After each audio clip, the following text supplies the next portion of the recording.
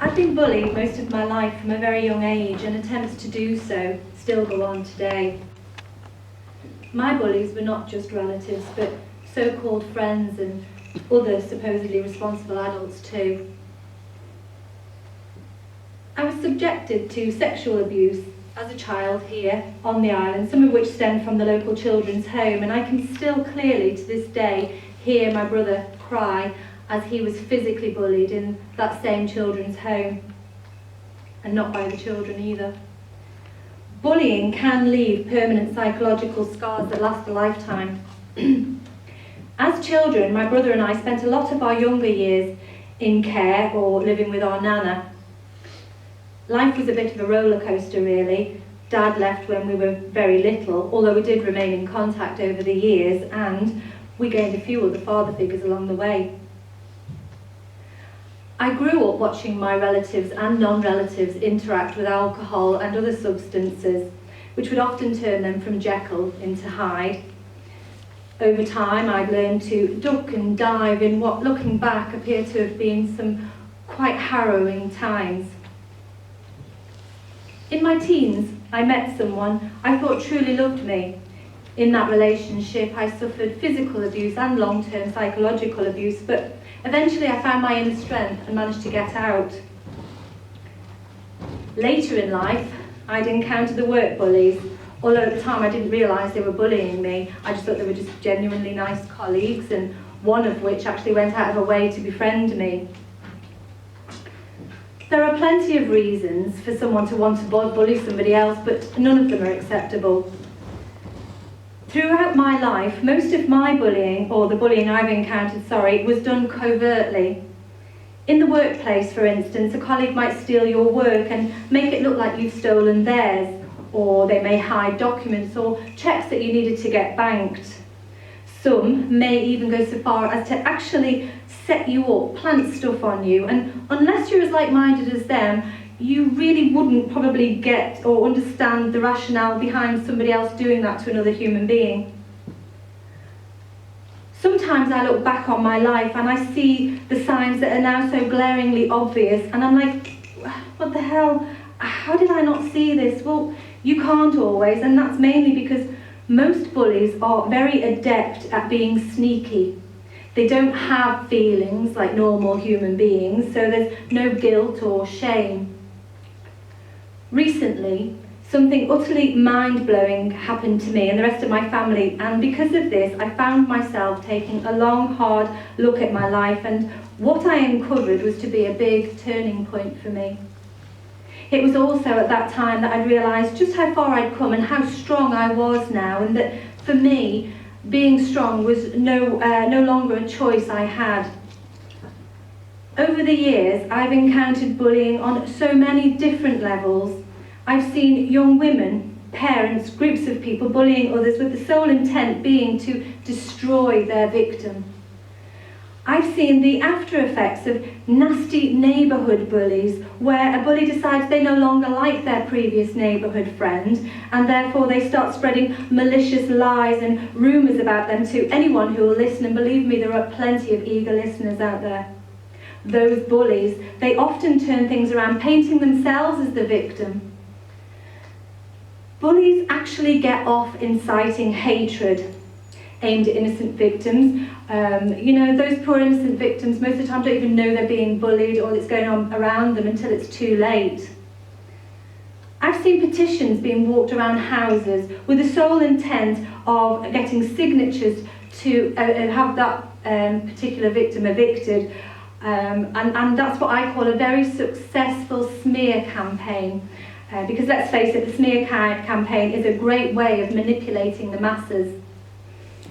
Abusive bully tactics are going on all around us, all over the world, and for some people, all through their lives.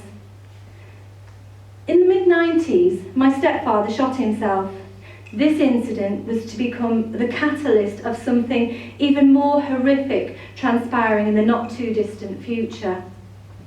My half-brother, who I didn't really have much of a relationship with because he was at least 16 years my junior and lived abroad for most of his life, would later suffer from a form of persecutory delusions, a trait I later came to recognise as quite a common feature with certain relatives. In his early 20s, he started displaying signs of delusions of grandeur, believing he was involved in secret missions for the FBI. His temper was out of control and his odd obsessions got more and more frightening. The signs were all there from quite early on, but if anyone had been able to look in and been aware of what to look for, but no one did, so there was no help on hand either. Sometimes from the outside looking in, all you get to see is what you were meant to. I remember telling my mum that I was concerned he was getting worse and that he might even attack her, but mum would just play it down, as most mums do in order to protect their children.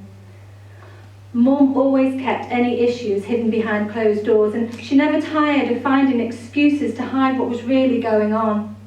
Unfortunately though, in trying to protect and cover up for him, she did in fact help create the monster he eventually became.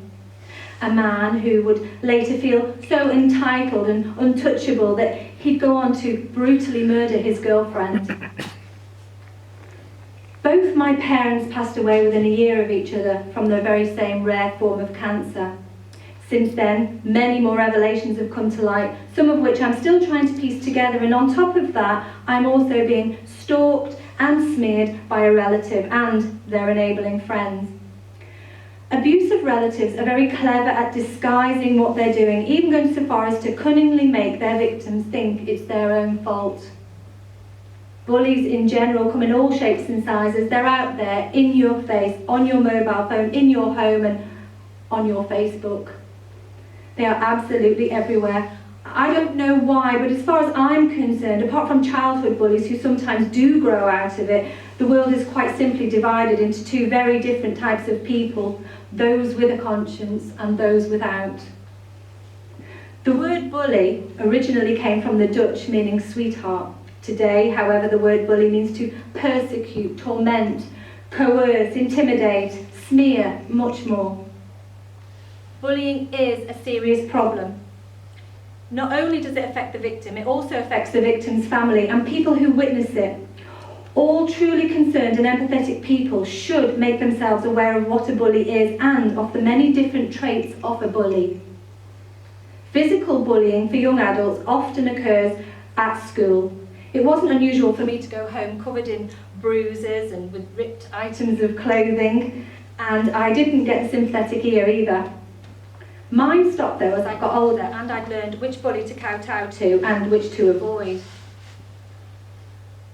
I've also learned through my experiences of being bullied that the more pain and anguish and humiliation a bully inflicts on their victim, the stronger that bully actually feels. A lot of my bullying as a child through to adulthood was often by way of psychological abuse. The sad truth is that psychological abuse just gets worse as the bully gets older. The bully may also become more physically, emotionally or verbally abusive as they get older. Psychological bullying can lead to anxiety attacks and depression. Some victims turn to alcohol or, like me, suffer panic disorders, hypervigilance and sleepless nights. The effects of being bullied for years on end can be absolutely devastating to some people. When normal people get upset about something, they may get angry, but bullies don't just get angry or mad, they absolutely seethe. Then they instigate a nasty, devious smear campaign. These smears very strategically incorporate lies and false accusations to destroy your credibility as a healthy human being. Smear campaigners pretend to be upstanding pillars of society, displaying heroism and feigned innocence in an attempt to make as many people as possible think that what they are doing is not based on their vindictiveness, but solely on their upstanding concern for other members of society. All smear campaigns work practically the same way, the aim of which is to manipulate and manufacture a fear of that victim, to discredit and hurt the victim simply for spite, and to eventually isolate the victim whilst at the same time they themselves play the victim or the hero. Lies will be sprinkled in with a bit of the truth to make their audience prejudge and to rebuke you for this supposed evil you've perpetrated against this poor individual, the bully. Recently, I encountered an insidious form of bullying called gaslighting. This is brainwashing at its best, trying to convince a healthy, normal person that they are going insane or that their understanding of reality is not correct. Gaslighting is often used when the need arises for control over another person, often to unduly influence another person's thoughts or feelings. This form of bullying is where the abuser manipulates situations repeatedly to try and trick their victim into no longer trusting their own memory or perceptions. Gaslighting assists the perpetrator in making their victim question the very instincts they've had counted upon their entire lives, making them confused and unsure of everything and anything. Gaslighting eventually leaves the victim believing whatever their abusers tell them, regardless of their own experience in relation to the situation. There are numerous gaslighting techniques which can make gaslighting more difficult to identify. These techniques are used to hide truths that the abusers don't want their victims to find out about. This form of abuse is often used in elder abuse situations. Undue influence and coercion is much easier to commit after a significant amount of gaslighting. And this abuse can be perpetrated by both men and women, individually or in groups or at the same time.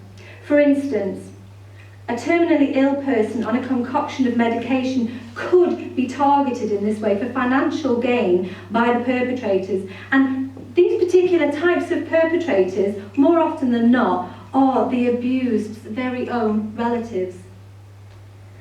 Gaslighting techniques are used to make the victim doubt their own thoughts and memories and actions, and where successful, the victim is then too scared to bring up any topic at all for fear that they are wrong about it or they don't remember the situation correctly. In trying to understand what was happening to me throughout my life, I often wrote about it, later turning my life stories into poems. From this, I found myself involved in the local poetry scene as a performance poet. This then led me to entering and winning the first Manx Lit Fest Poetry Slam, where I later went on to work behind the scenes. From then, and together with a couple of amazing friends, I became part of a much bigger poetry network here on the island, known collectively as Poetry Unlimited. And seeing how other like-minded people were able to express themselves through poetry, it gave me a new insight into myself and a newfound strength. This in turn led to the realisation that expression of self through poetry for me was in fact something both powerful and healing. Also, it highlighted how much interest there was actually out there in performance poetry. So from this realisation came my concept for Manx Bard. I'm still being stalked and bullied and smeared, but I now only try to surround myself with people I trust, the real people out there, not those who hide behind a feigned mask of innocence or a keyboard. And because of my understanding of the many different types of bullying, I now stand stronger than ever. I've survived a lifetime of bullying, and I see myself as a warrior, not a victim. I'm no longer somebody who's afraid to let their skeletons dance outside in public. I've done nothing wrong. I won't run, I won't hide, and I won't plan to drive myself off Marine Drive. Instead, I throw myself out there into the public eye, where I am here today, standing strong. Thank you.